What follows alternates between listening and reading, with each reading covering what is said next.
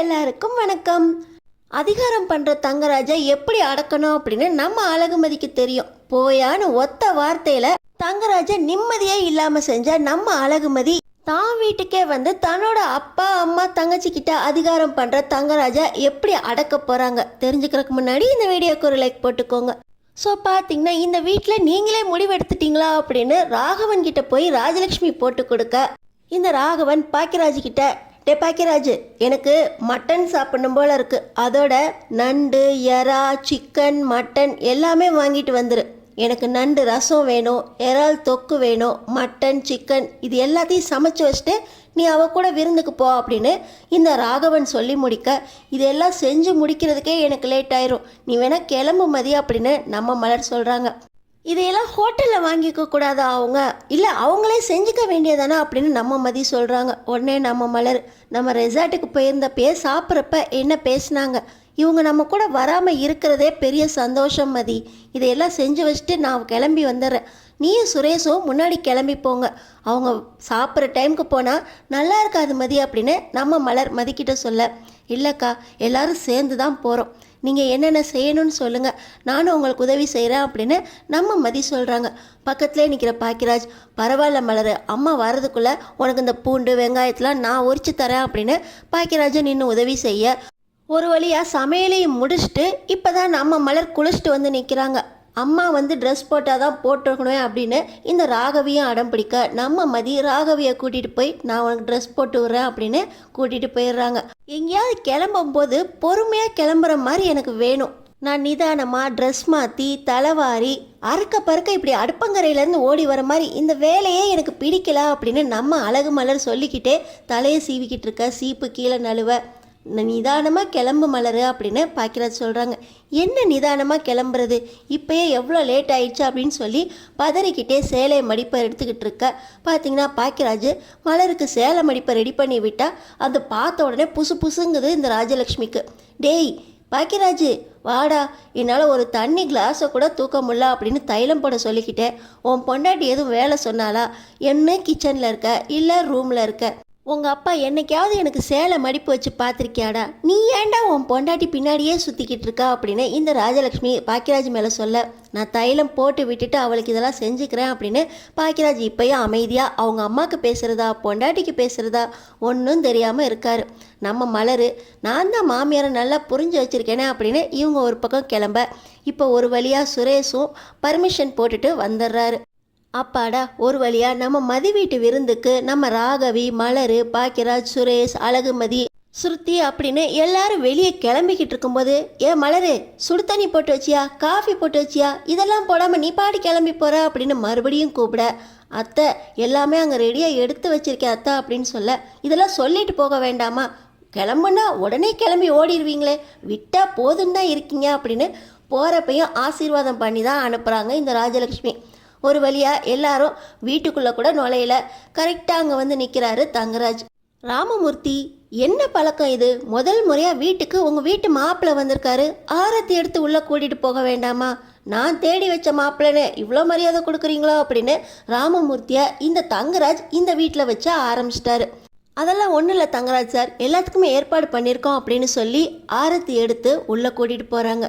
பாடா சுரேஷ், இந்த வீடு கட்டுறதுக்கு ஏன் தயவு தான் தேவைப்பட்டிருக்கு, இந்த வீடு கட்டுறக்கு இவங்களுக்கு எவ்வளோ பணம் தேவைப்படுச்சு தெரியுமா, எல்லாத்துக்கும் கொடுத்தது இந்த தங்கராஜ் தான், அவருக்கு காசு எங்கேயுமே கிடைக்கலையாம், எதுனாலும் ராமமூர்த்தி என்கிட்ட தான் வந்து நிற்பார், இந்த வீடு கட்டுறதுக்கு மட்டும் இல்லைடா, இந்தோ 2 பொண்ணுங்க நிற்கிது, 2 பொண்ணுங்க படிக்கிறதுக்கும் ராமமூர்த்தி என்கிட்ட தான் வந்து நின்னார், படிப்புக்கு நான் தான் காசு கொடுத்தேன், அறிவுமதி தானேப்பா நீ டிகிரி தானேம்மா படிச்சுக்கிட்டு இருக்க, இந்த பொண்ணு டிகிரி படிக்கிறக்கும் நான் தான் மாப்பிள்ள காசு கொடுத்தேன் அப்படின்னு இந்த சுரேஷ் கிட்ட அளந்துக்கிட்டே இருக்காரு தங்கராஜ்.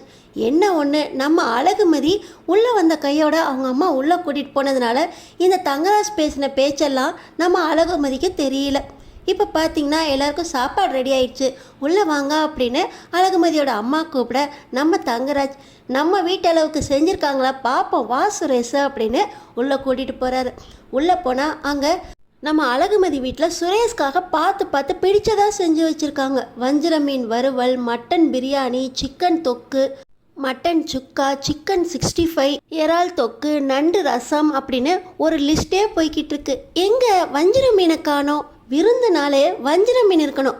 பாரு சுரேஷ், இது கூட தெரியாம மாப்பிள்ளைய விருந்துக்கு கூப்பிட்டுருக்காங்க அப்படின்னு இந்த தங்கராஜ் சொல்ல, இல்லை தங்கராஜ் சார், வஞ்சிர மீன் வாங்கிட்டு வந்திருக்கேன், உங்களுக்காக சூடாக பொரிச்சுக்கிட்டு இருக்கா அப்படின்னு இப்போ ராமமூர்த்தி சொல்ல, அதுதானே வஞ்சர் மீன் வாங்குறதுக்கு கூட என்கிட்ட கேட்டிருந்தீங்களே ராமமூர்த்தி? ஆமாம் சார், உங்கள்கிட்ட கேட்டிருந்தேன், நீங்கள் தான் ஃப்ரெஷ்ஷாக பொடிச்சு தராங்க அப்படின்னு சொன்னீங்களே சார் அப்படின்னு ராமமூர்த்தி சொல்ல, அதானே, என் தயவு இல்லாமல் விருந்து கூட நடக்காது.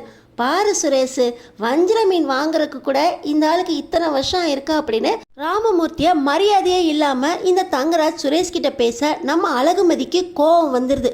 சாரி, என்ன இருந்தாலும் ராமமூர்த்தி என் கடையில் தானே வேலை பார்க்குறாரு, அந்த உரிமையில் வாய் தவறி வந்துருச்சு இல்லையா ராமமூர்த்தி? என்னைக்காவது உங்களை வாயா போயா வாடா போடான்னு பேசியிருப்பேனா அப்படின்னு மறுபடியும் தங்கராஜ் திறந்த வாயை மூடாமல் அவர் பாட்டு பெருமை பீத்திக்கிட்டே போக நம்ம அழகுமதி கோவத்தை அடக்கிக்கிட்டு இருக்காங்க. இப்போ நம்ம மலர், ரேவதி அப்படின்னு எல்லாருமே விருந்தை பரிமாறிக்கிட்டு இருக்க, ஒரு பக்கம் ஸ்ருதி ஃபோனை நோண்டிக்கிட்டு இருக்கும்போது, என்ன ஸ்ருதி மறுபடியும் பழையபடி ஆரம்பிச்சிட்டியா? யார் கூட ஃபோனில் சேட் பண்ணிக்கிட்டு இருக்கா அப்படின்னு தங்கராஜ் கேட்க, இல்லை மாமா, ஃப்ரெண்டு தான், லெசன் அனுப்பிச்சிருக்காங்க, அதை தான் பார்த்துக்கிட்டு இருந்தேன் அப்படின்னு ஸ்ருதி சொல்ல, நான் சொல்கிறபடி தான் கேட்கணும், மறுபடியும் ஃப்ரெண்டு அப்படின்னு யார் பின்னாடியாவது போனேன் அவ்வளோதான் அப்படின்னு தங்கராஜ் ஸ்ருதியை மிரட்டுறாரு. இப்போ கூட நம்ம அழகுமதி என்ன ஏதுன்னு வாயை திறந்து கேட்க முடியாமல் இருக்க, நான் தான் என் தங்கச்சியை பார்த்துக்கிறேன்னு சொன்னேனே, அவள் தப்பான வழியில் போக மாட்டா அப்படின்னு ஸ்ருதிக்காக பாக்கியராஜ் பேசுகிறாரு. இப்போ தங்கராஜுக்கு கோபம் வந்துடுது. யாரை எப்படி எந்த நேரத்தில் மிரட்டணும்னு இந்த தங்கராஜுக்கு தெரியும் அப்படின்னு சுரேஷ்கிட்ட மறுபடியும் தங்கராஜ் சொல்ல, அதே மாதிரி என் தங்கச்சியை எப்படி பார்த்துக்கணும்னு எனக்கு தெரியும் அப்படின்னு பாக்கியராஜ் நம்ம தங்கராஜுக்கிட்ட சண்டை போட்டுக்கிட்டு இருக்காரு. இப்போ விருந்து முடிஞ்சிருது. ஒரு வழியாக எல்லாரும் சாப்பிட்டுட்டு ஜூஸ் ஐஸ்கிரீமுக்கு வந்துடுறாங்க. குடும்பத்தோட ஒன்றா உட்காந்து பேசிக்கிட்டு இருக்கும்போது இந்த அறிவுமதி மட்டும் ஃபோனை பார்க்குறது பார்த்த உடனே, ஸ்ருதி மாதிரியா இவளும் ஃபோனை நோண்டிக்கிட்டே இருக்காளே, யார் கூடமா நீ பேசிக்கிட்டு இருக்க? பாய் ஃப்ரெண்டா கேர்ள் ஃப்ரெண்டா அப்படின்னு இப்போ தங்கராஜ் கேட்க, இல்லை மாமா, லெசன் அனுப்பிச்சிருந்தாங்க, அதை தான் பார்த்துக்கிட்டு இருக்கேன் அப்படின்னு இந்த அறிவுமதி பயந்துக்கிட்டே தங்கராஜ்கிட்ட பதில் சொல்கிறாங்க. யார் லெசனா? கொடு, உன் ஃபோனை கொடு, நான் பார்க்குறேன் அப்படின்னு தங்கராஜ் கேட்க, இப்போ நம்ம அழகுமதிக்கு கோபம் வந்துடுது. ஏன் தங்கச்சி ஃபோனை வாங்குறதுக்கு நீங்கள் யார்? ஏன் தங்கச்சி என்ன பண்ணுறா அப்படின்னு நாங்கள் பார்த்துக்குவோம். தங்கச்சி என்ன பண்ணுறா அப்படின்னு எனக்கு தெரியும், அவளை கேள்வி கேட்குறக்கு உங்களுக்கு எந்த உரிமையும் கிடையாது, இது எங்கள் வீடு அப்படின்னு நம்ம அழகுமதி தங்கராஜ்கிட்ட சண்டைக்கே போயிடுறாங்க. பக்கத்தில் எல்லாத்தையுமே பார்த்துக்கிட்டு இருந்த சுரேஷ் அமைதியாக தான் நிற்கிறாரு. இப்போ தங்கராஜ், என்னது இது உங்கள் வீடா? நான் வீட்டுக்குள்ளே நுழைஞ்சானே சொன்னேனே, உங்கள் அப்பா எதுனாலும் என்கிட்ட தான் வந்து நிற்பார், இந்த வீடு கட்டுறதுக்கு கூட நான் தான் காசு கொடுத்துருக்கேன், இன்னும் அந்த லோனே முடியலையே. அது மட்டுமா, உன் கழுத்தில் இப்போ தாலி தொங்கிக்கிட்டு இருக்கேன், அந்த தாலி ஏறுறதுக்கு கூட நான் தான் காரணம், நான் சொல்லாட்டினா உன் கல்யாணமும் நடந்திருக்காது, சுரேஷ் உன் கழுத்தில் தாலியும் கட்டியிருக்க மாட்டான். இதுலேருந்தே தெரியல, இந்த வீடு மட்டும் இல்லை, உன் கழுத்தில் தொங்குற தாலி வரைக்கும் இந்த தங்கராஜ் தயவால தான் நடந்திருக்க அப்படின்னு தங்கராஜ் அழகுமதி கிட்ட சொல்ல, நான் மட்டும் இல்லைன்னா இதோ உக்காந்துருக்காரே போலீஸ் சப் இன்ஸ்பெக்டர் அப்படின்னு பெருமையா, அவருக்கு இந்த வேலையே கிடைச்சிருக்காது, நீங்களும் அவரும் செஞ்ச வேலையால் உங்களை பிடிச்சி ஜெயிலில் தான் போட்டிருப்பாங்க, இந்த வேலை நான் உங்களுக்கு போட்ட பிச்சை, அடிதடி பஞ்சாயத்தா அப்படின்னு காலேஜ் ஸ்டூடெண்ட்ஸ் மேலேயே கையை வச்சிருக்கீங்க, அதுக்கு நான் கொடுத்த கேஸால் தான் உங்களுக்கு வேலையே போச்சு, உங்கள் யூனியனில் கூட உங்களை வேலையை விட்டு நிறுத்துறதா தான் பேசிக்கிட்டு இருந்தாங்க, தலைவர் பதவியே பறி போயிருக்கும், எங்கள் அப்பாவை கூட்டிகிட்டு வந்து நீதாம்மா வந்து சுரேஷுக்காக பேசணும் அப்படின்னு என்னை கையை பிடிச்சி கூட்டிகிட்டு போனது யாரு?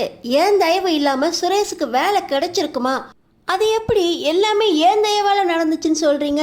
ஏன் தயவு இல்லாமல் உங்களோட தலைவர் பதவியும் இல்லை, அவருக்கு எஸ்ஐ போஸ்ட்டும் இல்லை, என்ன சொன்னீங்க?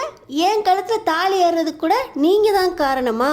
நான் வந்து மணமேடையில் உட்காராட்டினா அவருக்கு கல்யாணமும் நடந்திருக்காது, மான மரியாதை எல்லாம் போய் குடும்பத்தோட எல்லாரும் தற்கொலை பண்ணியிருக்கணும். எந்த மாதிரி சுச்சுவேஷனில் எங்கள் அப்பா கிட்ட கெஞ்சி கூத்தாடி என்னை கல்யாணம் பண்ணி வச்சிங்க சுரேஷுக்கு, அதெல்லாம் மறந்துட்டு உங்கள் தயவால் எனக்கு கல்யாணம் நடந்துச்சா? ஏன் தயவால் தான் இப்போ உங்கள் குடும்பம் சந்தோஷமாக வாழ்ந்துக்கிட்டு இருக்கு. இந்த எஸ்ஐ பதவி, இந்த யூனியன் தலைவர் பதவி எல்லாமே நான் உங்களுக்கு போட்ட பிச்சை, இனிமே எங்கள் வீட்டுக்கு வந்து உங்கள் அதிகாரத்தை பறக்க விடணும் அப்படிங்கிற பேச்செல்லாம் இங்கே நடக்கக்கூடாது அப்படின்னு தங்கராஜ் முன்னாடி நம்ம அழகுமதி கெத்தா பேச பாருங்க, ஸ்ருதிய உங்கள் மாப்பிள்ளையும் உங்கள் தம்பியும் சேர்ந்துக்கிட்டு எப்படி அடித்தப்ப உங்களால் ஒரு வார்த்தை பேச முடிஞ்சிச்சா? இப்போ அவங்க தங்கச்சிக்காக மதி எவ்வளவு நின்று பேசுகிறா பாருங்க.